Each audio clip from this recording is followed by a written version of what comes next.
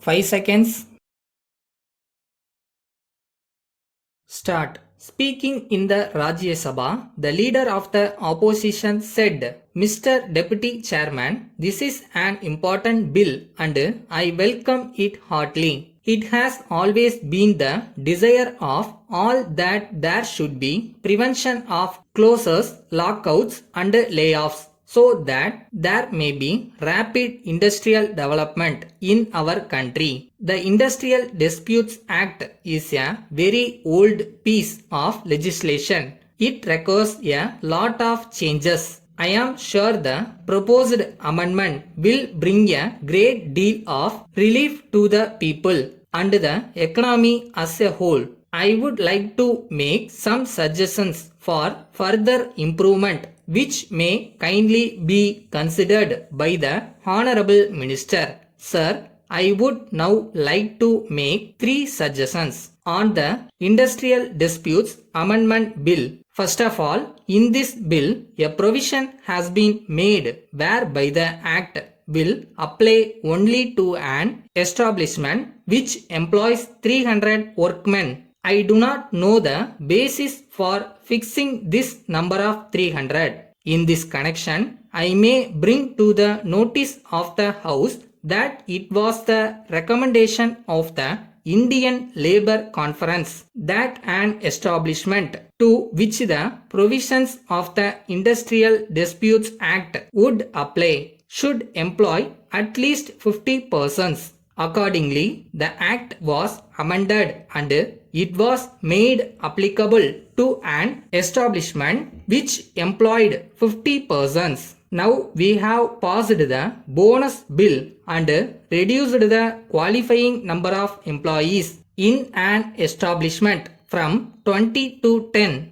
But in this very important bill, which will be basis for more rapid industrial production, we are stating that the number of employees in an establishment should be 300 for the applicability of the Act. I would like the Honorable Minister to explain how this figure has been fixed in this legislation. I would suggest that in order to have uniformity, this provision about employment of 300 persons should be amended and it should be made 50. Secondly, I come to retrenchment. There are provisions in this bill according to which it is necessary to ask for permission before resorting to layoff or retrenchment or closure. I welcome this provision, but at the same time, it is provided that no such permission is necessary if the retrenchment is under an agreement which specifies a date for termination of service. I think it will be good if it is also provided that such an agreement can be made only with the prior permission of the government. In the interest of the community as a whole, this provision is necessary. So, I would suggest that the provision may be amended in this way, which will promote industrial production. Thirdly, I come to restarting of a closed undertaking. The provision made in the bill refers to restarting of an undertaking which was closed down for reasons other than unavoidable circumstances beyond the control of the employers. In actual practice, we find that many industries are closed down for various reasons. But it will be easy for an employer to argue that he had to close down an undertaking for reasons beyond this control. For instance, it may become necessary to close down an undertaking due to the working of the entire economic system.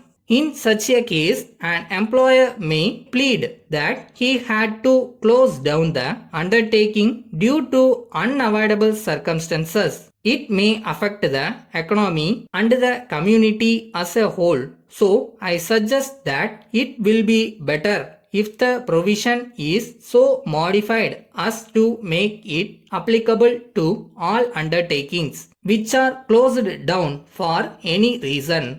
Letter from Mrs. Kumar and Sons Limited, Erode, to Mrs.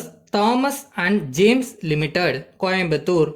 Dear Sirs, we are in receipt of your letter dated 10th March. We have requested us to supply 200 ceiling fans and 50 table fans within a week. We thank you very much for your order, but we regret to inform you that it is not possible for us to meet your demand immediately. The reason is that the consignment of fans which was coming to our place last month by lorry had been badly damaged due to an accident on the way. We are expecting another load of fans in a month's time. As soon as we receive the new consignment, we will be able to supply the items required by you. We shall be obliged if you can kindly wait for some more time. We are aware that non-delivery of goods at the stipulated time will cause much inconvenience not only to your concern but to the consumers also. So we leave it to you to decide in the matter. We would also like to remind you of the old bills that are pending to be settled by you. We request you to look into the matter and arrange to send the required amount in settlement of the old bills. We look forward to hear from you at an early date whether we can supply your requirement next month. Yours faithfully.